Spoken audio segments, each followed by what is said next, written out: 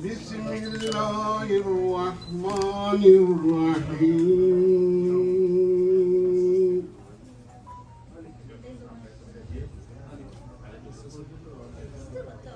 يا أيها الذين آمنوا كتب عليكم الصيام كما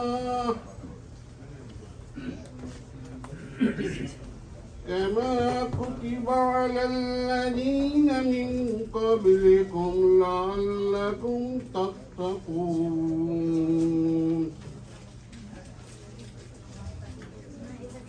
أياما معدودة فمن كان منهم مريضا أو على سفر عدة من أيام أخرى وعلى الذين يطيقونه فدية طعام مسكين فمن تطوع خيرا فهو خير له وأن تصوموا خير لكم إن كنتم تعلمون شهر رمضان الذي أنزل فيه القرآن هدى للناس وبينة من هدى وفرقان الفرقان فمن شهد منهم شهدة فليصله ومن كان مريضا أو على سفر فعدة من أيام أخرى يريد الله بكم اليسر ولا يريد بكم العسر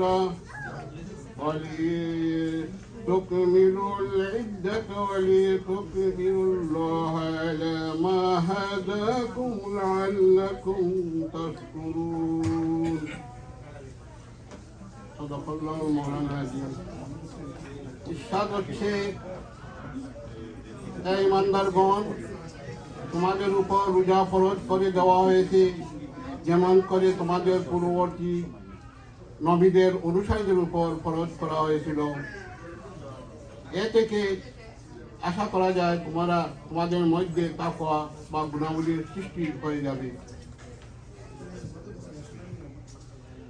এক কতিপয় নির্দিষ্ট দিনের রোজা যদি তোমাদের কেউ হয়ে থাকে রোগগ্রস্ত অথবা মুসাফির, তাহলে সে যেন অন্য দিনগুলোর এই সংখ্যাগুলো অপূর্ণ করে। আর যাদের রোজা রাখার সামর্থ্য আছে এরপর রাখে না, তারা যেন শিক্ষা দেয় একটু রোজা শিক্ষা একজন মিষ্টিকে খাওয়ানো। আর যে ব্যক্তি স্বেচ্ছা সম্বন্ধে কিছু বেশি সৎ কাজ করে তা তার জন্য ভালো। তবে যদি তোমরা সঠিক বিষয়ে অনুদান করে থাকো তাহলে তোমাদের জন্য রোজা রাখাই ভালো। রমজানের মাস, এ মাসে কোরআন নাযিল করা হয়েছে যা মানব জাতির জন্য পুরোপুরি হেদায়েত এমন দর্শহীন শিক্ষা সম্বলিত যা সত্য সঠিক পথ দেখায় এবং হক ও বাতিলের পার্থক্য সুস্পষ্ট করে দেয়। কাজেই এমন থেকে যে ব্যক্তি এ মাসে সাক্ষাৎ পাবে তার জন্য এই সম্পূর্ণ মাসটিতে রোজা রাখা অপরিহার্য এবং যে ব্যক্তি রোগগ্রস্ত হয় তা সফরে থাকে সে যেন অন্য দিনগুলো রোজার সংখ্যা পূর্ণ করে। আল্লাহ তোমাদের সাথে নরম নীতি অবলম্বন করতে চান, কঠোর নীতি অবলম্বন করতে চান না। তাই তোমাদের এই পদ্ধতি জানানো হচ্ছে যাতে তোমরা রোজার সংখ্যা পূর্ণ করতে পারো এবং আল্লাহ তোমাদের যে হেদায়েত দান করেছেন সেই জন্য যেন তোমরা আল্লাহর করতে প্রকাশ করতে পারো। আখির দাওয়ানা আলহামদুলিল্লাহি রাব্বিল আলামিন। আমি সূরা বাকারা 183 থেকে 185 নম্বর আয়াত তেলাওয়াত এবং কোরআন বর্ণনা করেছি।